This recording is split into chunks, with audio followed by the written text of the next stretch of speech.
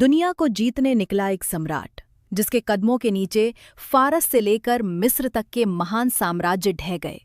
लेकिन जब वो भारत की पावन भूमि पर पहुंचा तो उसका सामना एक ऐसे योद्धा से हुआ जिसने झुकने के बजाय मौत को चुनना बेहतर समझा। जब सिकंदर ने कहा सरेंडर कर दो, तो उस भारत पुत्र ने जवाब दिया, युद्ध के मैदान में मिलेंगे। नमस्कार दोस्तों, आज के इस एपिसोड में हम बात करेंगे पंजाब के सम्राट राजा पोरस की, जिनकी शूरवीरता देखकर खुद सिकंदर महान भी हैरान रह गया था। अगर आप इतिहास के इस गौरवशाली पन्ने को करीब से समझना चाहते हैं तो वीडियो को अंत तक जरूर देखें। ईसा पूर्व चौथी शताब्दी 4th सेंचुरी BCE प्राचीन भारत छोटे छोटे राज्यों और गणराज्यों में बटा हुआ था। झेलम और चिनाब नदी के उपजाऊ इलाके पर शासन था पौरव वंश का और इसके तेजस्वी राजा थे पोरस। इन्हें संस्कृत में पुरुराज भी कहा जाता है। इतिहासकारों के अनुसार राजा पोरस का कद लगभग 6 से 7 फीट का था। वे न केवल एक कुशल रणनीतिकार थे, बल्कि अपनी प्रजा के बीच एक न्यायप्रिय और शक्तिशाली शासक के रूप में पूजे जाते थे। पोरस की सेना की सबसे बड़ी ताकत थी उनकी गज सेना, एलिफेंट आर्मी। उनके पास सैकड़ों विशालकाय युद्ध हाथी थे, जिन्हें लोहे की जिरह बख्तर से ढका जाता था। लेकिन पोरस के पड़ोसी राज्य तक्षशिला का राजा आम्भी पोरस से जलता था, और यही ईर्ष्या भारत के लिए एक बड़ा संकट बनने वाली थी।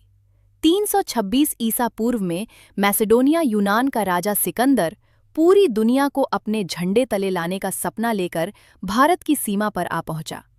सिंधु नदी पार करते ही उसका सामना तक्षशिला के राजा आम्भी से हुआ। लेकिन अफसोस, आम्भी ने बिना लड़े ही सिकंदर के सामने घुटने टेक दिए और देशद्रोही बनकर सिकंदर की सेना का स्वागत किया। आम्भी की आत्मसमर्पण की खबर सुनकर सिकंदर का घमंड और बढ़ गया। उसने राजा पोरस के पास अपना दूत भेजा और संदेश दिया, तक्षशिला की तरह तुम भी मेरी अधीनता स्वीकार करो और मुझे कर दो।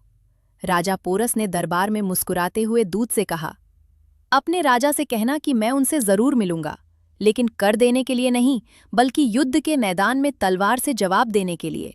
झेलम नदी के एक तरफ सिकंदर की सेना थी और दूसरी तरफ राजा पोरस अपनी सेना के साथ डटे हुए थे। नदी उफान पर थी, इसलिए सीधे हमला करना नामुमकिन था। सिकंदर ने एक चाल चली। भयंकर बारिश और तूफानी रात का फायदा उठाकर उसने अपनी सेना के एक हिस्से को नदी के 17 मील दूर एक गुप्त स्थान से पार कराया। सुबह होते ही युद्ध की भीषण शुरुआत हुई। इसे इतिहास में हाइडेस्पीस का युद्ध कहा जाता है। तेज बारिश के कारण मैदान कीचड़ से भर गया था, जिससे पोरस के भारी भरकम रथ कीचड़ में फंस गए और धनुर्धरों को धनुष जमीन पर टिकाकर बाण चलाने में दिक्कत हुई। लेकिन जैसे ही पोरस की गजसेना मैदान में उतरी, यूनानी घोड़ों में भगदड़ मच गई। घोड़ों ने हाथियों की चिंगार से डरकर पीछे भागना शुरू कर दिया। पोरस खुद अपने सबसे विशाल हाथी पर सवार होकर अग्रिम पंक्ति में लड़ रहे थे। वे एक एक करके यूनानी सैनिकों को धराशायी कर रहे थे। युद्ध घंटों चला। पोरस के 9 पुत्र और उनके प्रमुख सेनापति इस युद्ध में वीर गति को प्राप्त हुए। पोरस खुद 9 से अधिक घाव खाने के बाद भी अंत तक लड़ते रहे। शरीर से खून बह रहा था, लेकिन उनका हौसला नहीं टूटा। जब उसकी सेना काफी हद तक कमजोर हो गई, तब सिकंदर ने अपने एक दूत मेरोस को भेजकर युद्ध रोकने की प्रार्थना की। पोरस हाथी से नीचे उतरे। वे पूरी तरह से घायल थे, लेकिन उनका सिर अभी भी गर्व से ऊंचा था।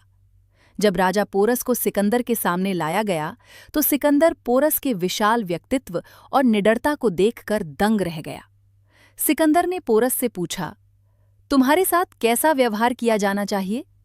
राजा पोरस ने अपनी कड़कती आवाज में वो ऐतिहासिक वाक्य कहा जो इतिहास में अमर हो गया, जैसा एक राजा दूसरे राजा के साथ करता है। ये जवाब सुनकर सिकंदर इतना प्रभावित हुआ कि उसने न केवल पोरस को उनका राज्य सम्मान सहित वापस लौटाया, बल्कि आसपास के कई और क्षेत्र जीतकर पोरस के अधीन कर दिए।